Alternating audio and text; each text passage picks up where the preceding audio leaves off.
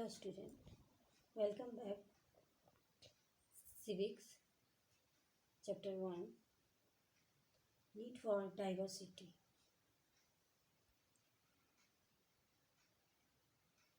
Need for diversity. First of all, unity is all respect is not possible due to varying human nature. हमारे समाज में, प्रकृति में बहुत तरह के लोगों के व्यवहार हैं, अलग अलग तरह के व्यवहार, अलग अलग तरह के पहनाव हैं, लेकिन उसमें हमको एकता नज़र आती है। अब आते हैं कि just look at your classmate, some of your always doing good in class, तो good in mathematic, good in singing, good in performing, okay. तो school play and might awarded prize for your paintings. So secondly, diversity lead to the development of both of individual and the society. Every individual independent on other to fulfill his her need. It is long chain where and ever individual contributes to the healthy growth and of society. हमें अपने व्यक्तिगत ज़रूरत जो है उसको पूरा करने के लिए दूसरे पे निर्भर रहना पड़ता है। विकास की एक लंबी लड़ी होती है, लंबी लाइन होती है जहाँ हर व्यक्ति समाज से जुड़ा होता है, ओके। बिना टीचर के जैसे आप शिक्षित नहीं हो पाएंगे, वैसे बिना समाज के आप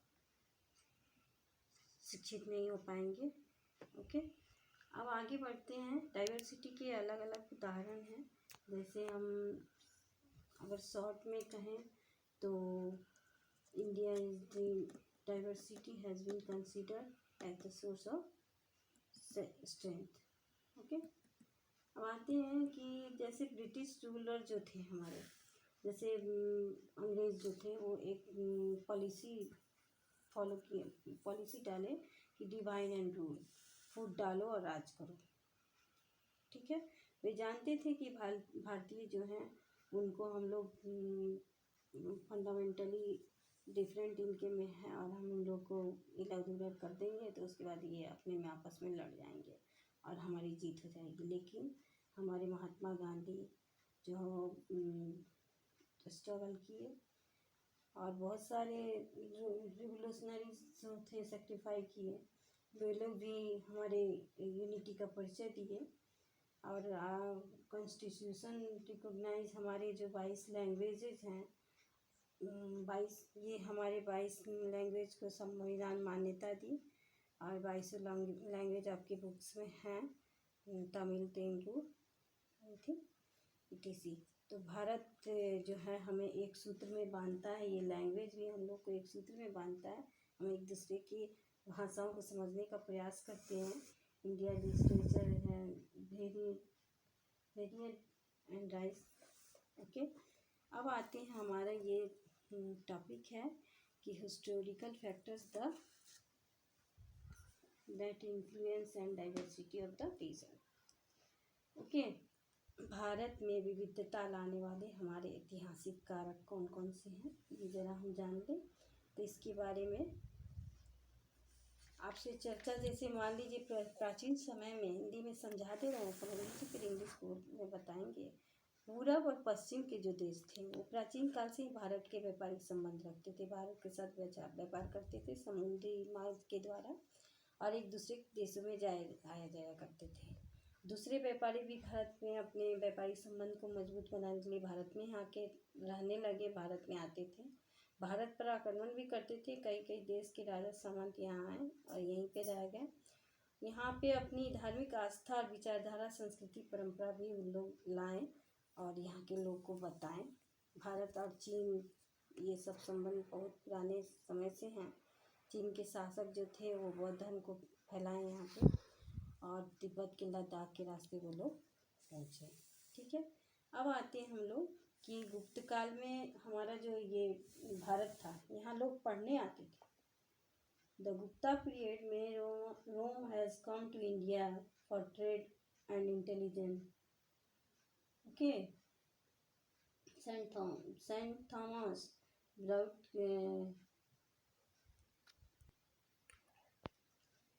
Saint Thomas brought Christianity to Kerala in AD 57. By about 80th century AD, people of India has come into connect with the different religions of the world. As a result, various culture being spread here. The exchange of new idea and culture had a deep impact on the India society.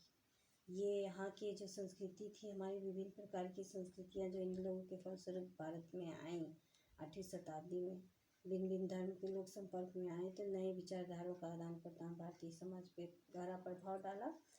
अब next topic है हमारा कि भारत में विविधता लाने वाली भौगोलिक विशेषता क्या है। तो जोग्राफिकल फैक्टर हम जानेंगे आज। जोग्राफिकल फैक्टर को आज डिफाइन कर दे रहे हैं, इसके बारे में ध्यान से सुनिए। जैसे मान लीजिए कि हमारा भौगोलिक स्थिति जब हम नहीं जानेंगे कि इस स्थान से की जलवायु, मिट्टी, मरुभूमि कैसी है, पोशाक, खान पान कैसे हैं, तो हम कैसे वहाँ पे लंबे समय तक वहाँ रह सकते हैं, या किसी भी स्थान की भौगोलिक दशा को दर्शाने के लिए उनको रहन सहन, खान पान, ये सब जानना ज़रूरी होता है। तो जोग्राफिकल फ्यूचर जो था वो play an important role of influencing the diversity of region. Okay, the geographical condition like climate, soil, अभी तो हमने आपको बताया। वेस्ट बंगाल, झारखंड, यहाँ पे भी दूसरा ही क्लाइमेट है। Therefore most of the food of this place prepared from rich और लॉन्ग टाइम से ये लोग कैसे रहते थे, कश्मीर में कैसे रहते थे, बंगाल में कैसे रहते हैं, क्या खाते हैं, ये सब चीज़ हमारे बताते हैं कि we see that geographical condition of a place have a deep impact on the lifestyle of the people. Okay, अब नेक्स्ट टॉपिक दूसरा वीडियो लेके क्वेश्चन आंसर के साथ फिर उपस्थित होंगे। धन्यवाद।